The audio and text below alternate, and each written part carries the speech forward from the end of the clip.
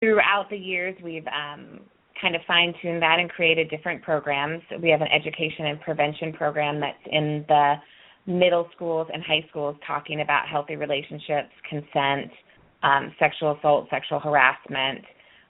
We have a therapy program that provides therapy at little to no charge for primary victims of sexual assault and secondary victims. So a mother, father, uncle, brother, anyone that's been kind of negatively affected by the sexual assault that's happened.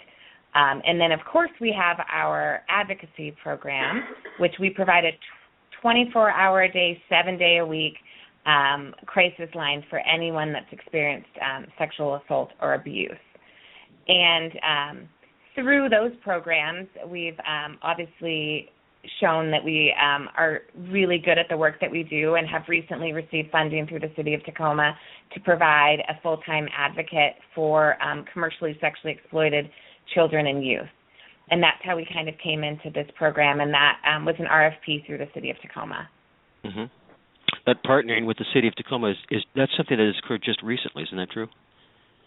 It is. We filled out the RFP several months ago, and the funding in the program actually started July 1. So this is the first advocate specifically for sex trafficking and commercially exploited children and youth. So we're very, very excited to have this resource in the community and to be able to provide this resource with 24-hour-a-day, 7-day-a-week staff. I think that's the most important piece. Is this is not something that happens between 9 to 5, Monday through Friday. So we're available evenings, weekends, holidays, whatever that looks like. And so I think that that is such an important piece, and we just feel very, very happy to be able to provide that for this community. Something I'd like you to touch upon, either you or Carlyn. There's some things I want the audience to know. We have a global audience. Pierce County is in the state of Washington, just south of Seattle. Correct. Having to do with violent street gangs, apparently, I have the impression that this seems to be something new that's occurring. Violent street gangs becoming involved in child trafficking and prostitution. I think a certain amount of it has been going on for a while. I think we're definitely a lot more aware, just because it's, on a federal level, everyone's really looking at trafficking and realizing what a big issue. But yeah, I believe that street gangs specifically are definitely becoming more involved because it's a reusable commodity, and it's sad to say that, but people that are selling drugs on the street, which is usually a major moneymaker for gang affiliates, this is something where they can sell the same girl 7 to 10 times a day, 7 days a week. And they're already very organized in how to do that coercion and get them involved and keep them involved within that environment. So, yeah, it's definitely something that's happening in Pierce County and King County as well. Probably in a lot of other locations as well. And like you said, it probably has been ongoing to one degree or another for some time. One thing that really caught my attention is that the fact that the Pierce County Sheriff's Office have actually moved their sexual assault unit into their gang unit. I felt that was a significant change. Oh yeah, absolutely. I think that it makes sense to have the right people that kind of really understand what's happening, providing the services, which is why we felt so fortunate to receive this grant to work with trafficking victims, because as an agency that's been doing this work and really understands the trauma that comes with sexual assault and the coercion and all those pieces, it just made the right sense for us as an agency to kind of just change what we're doing to most effectively meet those victims. But I think the same can be said about the Sheriff's Office and Police Department as well. It just makes sense to have those people that already understand what's happening there, working with the individuals.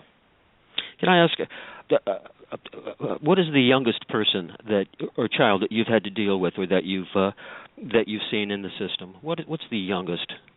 Or maybe I should even ask, what is the average age of some child that's underage? Yeah, I think the average age of people kind of getting into this life or coerced into this life is between 12 and 14. On a national level, the statistics show that within 4 hours of a youth running away from home or being thrown out of their home, that they are approached by a trafficker or pimp to get into the life. So within 2 hours of leaving your front door and heading to the bus station, this is happening to America's youth. I mean, right here in our own backyard. Right. People seem to be just oblivious to the fact that these things are happening. Yeah, I feel like a lot more awareness is certainly happening. A lot of different groups are getting involved. I mean, we were just recently on Kingside News, and we had a lot of phone calls of people wanting to support, which, you know, just really shows that if the more information that we get out there, the more people will really start to act. Well, it certainly is the purpose of our show. Absolutely. You know, I think we ought to get into some of these statistics that I found as I was going through the various websites, especially the websites of the folks that are on our program today. But we definitely want people to know what these websites are. For example, yours is www.sexualassaultcenter.com. But some of these statistics were mind-boggling. 500 underage children a day might be victimized as prostitutes on the streets of Seattle every day. 27,000 men, perhaps, every day in King County. King County is in the state of Washington, where Seattle is. 27,000 men a day take advantage of these children or these various prostitutes. To me, it's just mind-boggling that this is happening in our communities. Absolutely. You know, we work with some of the agencies in King County that are doing this work, and one of the trainers was saying that King County did a sting where they put out on Backpage an ad stating that the girl was 13 years old to try to see how many people would respond. And there were 152 calls responding to her Backpage ad within an hour and a half. Amazing. So well, maybe not. Knowing that a 13-year-old was selling herself for sex, 152 calls were made to try to make an appointment within an hour and a half, all of which were during between 2 and 3 p.m. So these men were searching Backpage at work on their work computers and calling and making these appointments. I think this kind of sort of addresses what I was talking about earlier about changing attitudes of people.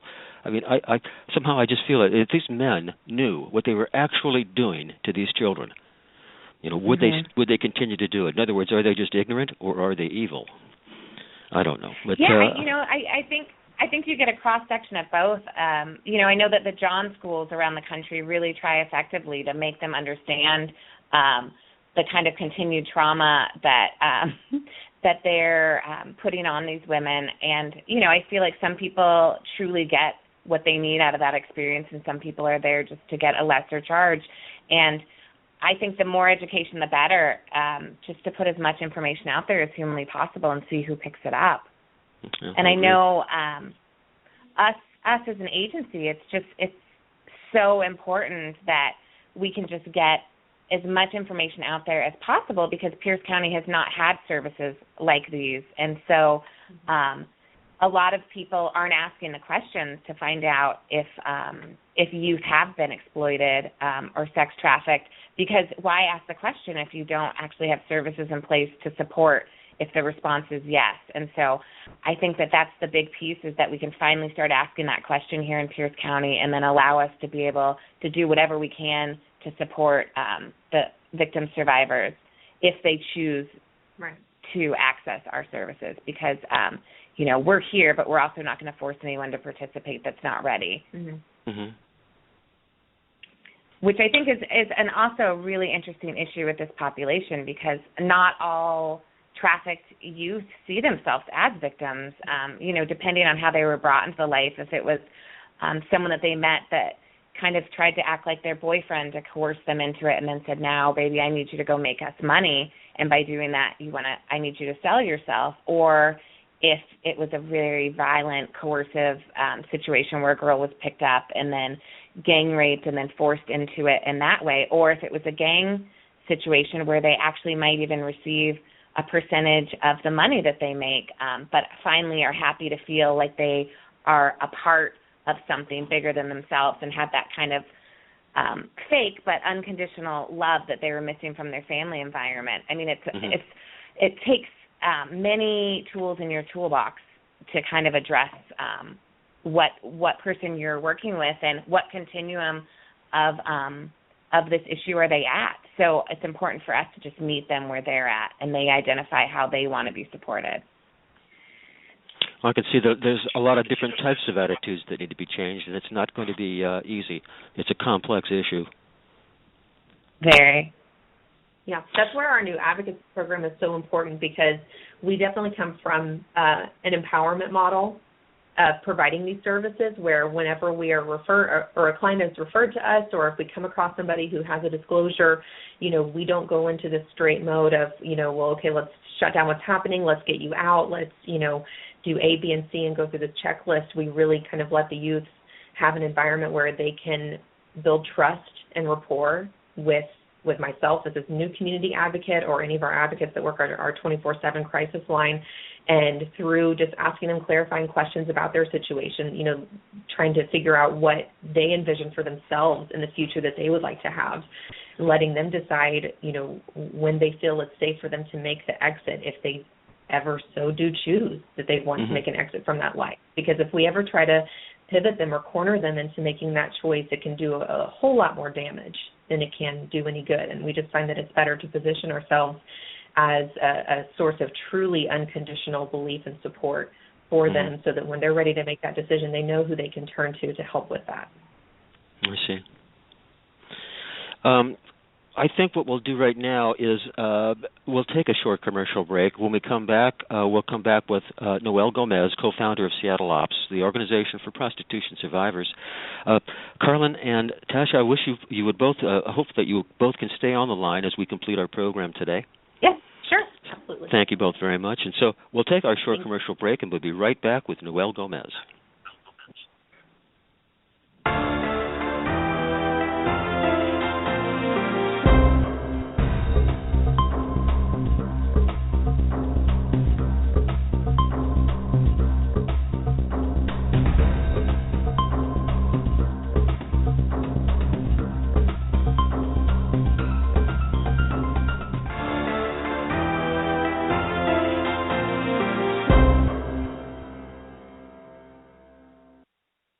On the Line Public Interest News with Rich Gehlhausen is reminding everyone, child trafficking is a problem which is increasing, and parents, you can help protect your children. Keep reminding them of the 10 safety rules to keep safe and away from harmful strangers. Number 1, use the buddy system and do not walk alone. Number 2, don't take rides from strangers. Number 3, do not hitchhike. Number 4, practice yelling help. Number 5, do not go to a car where an adult is asking you to help them. Number 6, if an adult tries to take you, scream. Number 7, pull away and keep yelling, "This is not my parent."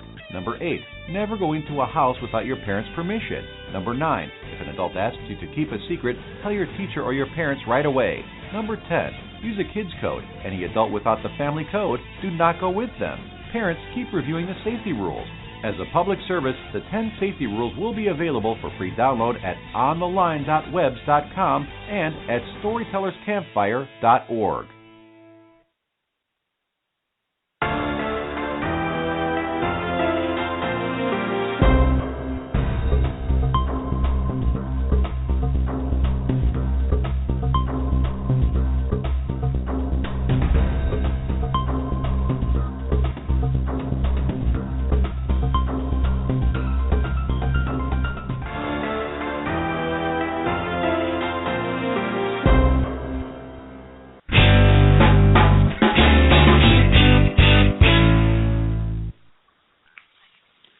Welcome back to On the Line in Progress. I'm your host, Rich Gehlhausen. Now I'd like to introduce our next guest, Noel Gomez, co-founder of Seattleops, the Organization for Prostitution Survivors. Hello, Noel, and thank you so much for taking the time to be on our program today. Hello, thank you. So what can you tell us about your organization? Well, okay, so let me give you a little bit of background here. I've been working with traffic youth for quite some time. That's how I got started in this field. And I became